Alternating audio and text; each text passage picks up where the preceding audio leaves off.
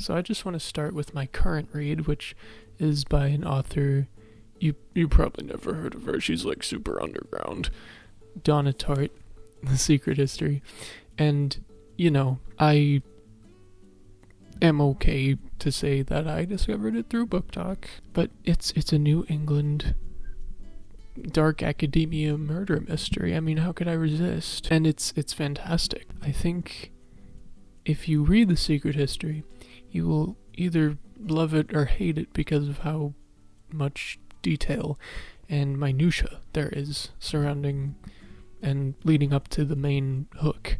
Personally, I fall in the love it category, and I hope you do too.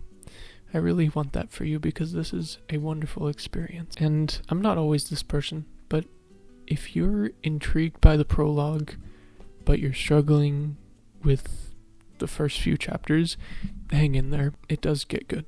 It gets good, bro.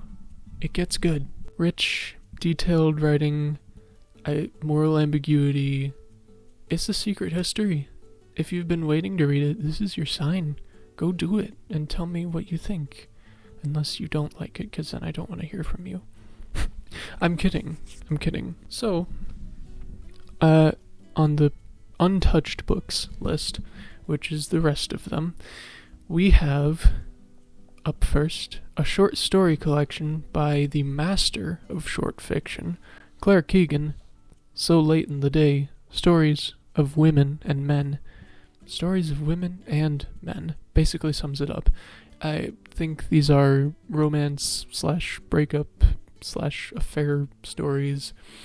I'm not entirely sure, but I loved Foster, and I loved Small Things Like These last year. I love those two enough that I'm pretty sure this is going to be a winner. It's going to be great between two longer pieces, two longer books, and this will satiate my hunger for austere Irish fiction. And then from a very short book, we go to an almost comically, cartoonishly long one.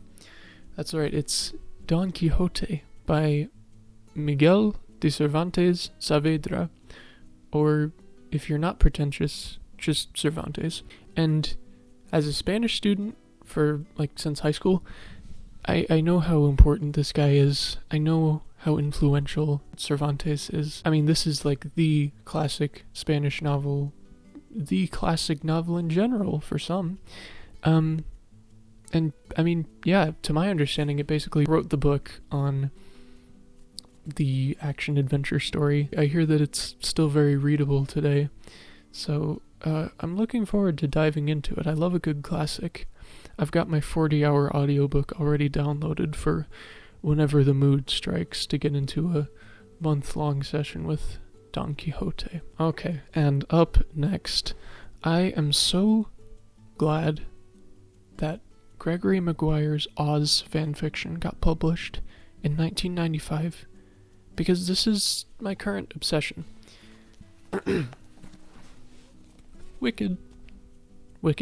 Ever since seeing the movie, it's been my obsession. I'm sure some of you can relate. It's amazing. It's a great musical. And this beautiful leather-bound edition comes from Barnes & Noble and is a gift courtesy of my partner who knows me so well. And basically, at the end of 2024, I said, alright, 2025, this is the year I finally sit down and tackle the book that inspired one of my favorite musicals. But I'm so ready to be freshly heartbroken by this story. I hear that the novel has plenty of differences from the musical. It's darker, it's gayer, and I don't know, I can't wait to compare this to the musical through my own eyes. And also, this is not just Wicked, but it is also the sequel, Son of a Witch, which I will hopefully be intrigued enough to read. And up next, we have not one, but two Toni Morrison books. That is Tar Baby and The Song of Solomon. And I've been on a Toni Morrison kick as of these past few months. In 2024, I read Sula, and The Bluest Eye, and finally Beloved. And basically, I'm sold on Toni Morrison. Anything she writes is written in gold. It's amazing, and she has a reputation as one of the great American authors for a reason. Her books are great, and I don't exactly know what these two are about, but I'm excited to find out. Yes, and here is another fresh get. This is The Remains of the Day by Kazuo Ishiguro. It's the story of an English butler slowly losing his memory and trying to recall his day-to-day life at the job he's had forever, which that sounds just perfectly devastating. It's like Oscar bait, but in book form. But no, I think it'll be good. I've heard a lot of people endorse this book, and so I'm happy to, read it myself and form my own thoughts on it, as one should. Don't you just love this cover? I don't know how well you can see it.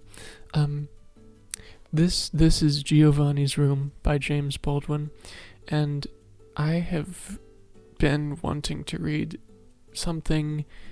anything by James Baldwin, because he is one of those authors that no matter what people's taste is, they seem to really like this guy. So I'm like, hell yeah, I'll give James Baldwin a go, And I there's so many places to start, but I chose Giovanni's Room specifically because it apparently deals with sad bisexual themes. So I'm there.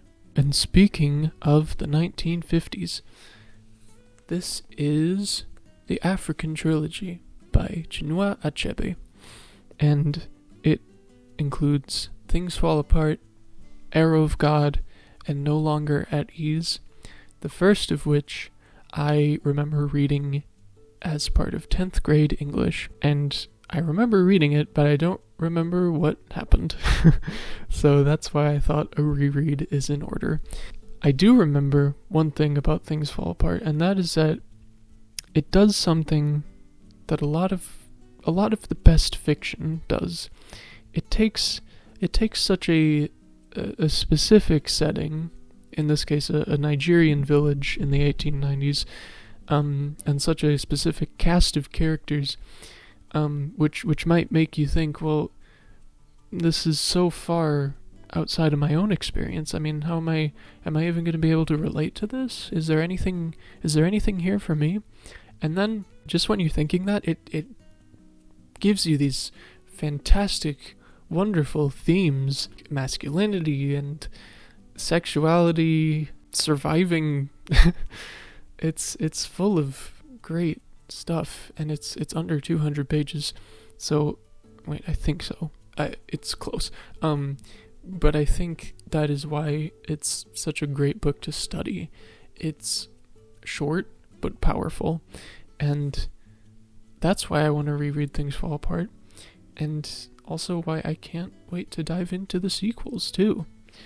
Very excited. MCU, Marvel Cinematic Universe. This is by 3 different authors: Joanna Robinson, Dave Gonzales, and Gavin Edwards.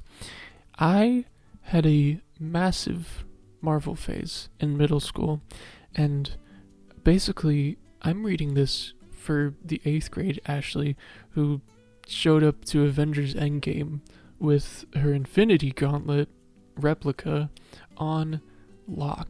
And I mean, I had to be careful because I didn't want the lights or sounds to activate during the whole 3-hour experience in the dark theater. I don't really know if it was worth it, but I was dedicated, That's how dedicated I was. And, well, I'm not super hot on seeing MCU films anymore. I sort of grew less interested after the whole Infinity Saga came to a close, as I'm sure is the case with a lot of people. I know, get original, yeah.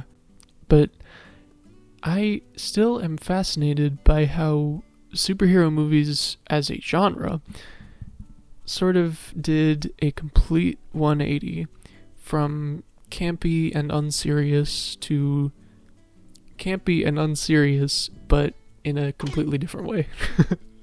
So I am interested to read about it, read what these three pop culture people have to say, and to gain some insight there. I want to learn. I want to learn. I'm a film nerd, you know?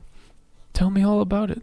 I adored Susanna Clarke's main 2 books that she's published.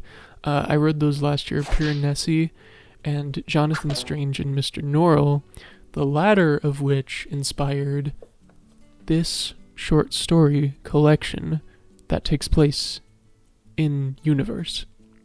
This is The Ladies of Grace, Adieu, and Other Stories. So, Strange and Norrell took me about the better part of 3 weeks to finish.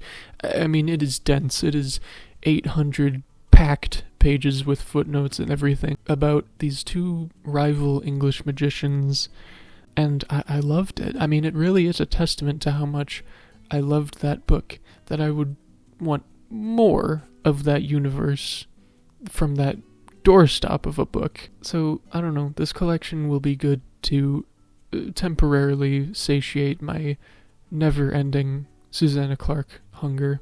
I'm really looking forward to it. And then, this is my latest get, but not the last one I'll cover, but it is my latest purchase. This is The Goldfinch, Donna Tartt's other pretty massive book. And I'm almost done with The Secret History, as you know, and I'm loving it so much, enough to already be like, I'm gonna get this 800-page thick volume written by the same lady. I'm up for that. I'm really game for that. And I know next to nothing about the plot. It's some New Yorker kid who gets involved in an underground art ring, and also his mom died, so he's grieving. I don't know how those 2 things converge, but I'm excited to find out, and I trust Donna Tartt with my life now. Alright, and that brings us to the very last book, which actually is 4 books. This is a Christmas gift from several years ago, and I'm just now finally getting to it. It's... I don't know if you can see this. It's The Mysterious Benedict Society. The series. Well, up to the 3rd book and the prequel anyway. I got this before book 4 was published in 2019. Alright, give me a break, alright? But, you know, I read Mysterious Benedict Society back in middle school, as you do. And then I also got partway through book number 2. But I kind of stopped there, and I never returned for some reason. It was one of those. I don't know why. I liked it, but I must have hit a wall or something. But anyway, I reread the first book just like a couple weeks ago, over Christmas time, and yeah, it's still fantastic. I would recommend, that's a good audiobook. Get like the audiobook narrated by Delroy. He's fantastic. He's a very proper gentleman to read this very proper children's book. I love The Mysterious Benedict Society because it treats it like it knows its audience is children, but it treats them with respect, and that's great. It feels good to have children's media that doesn't feel like slop, basically, like, you know, talking down to the kids. Like, this is not an Illumination movie. This is not Despicable Me 15. This is The Mysterious Benedict Society, and it trusts you to be a smart kid, like its characters, and I love that.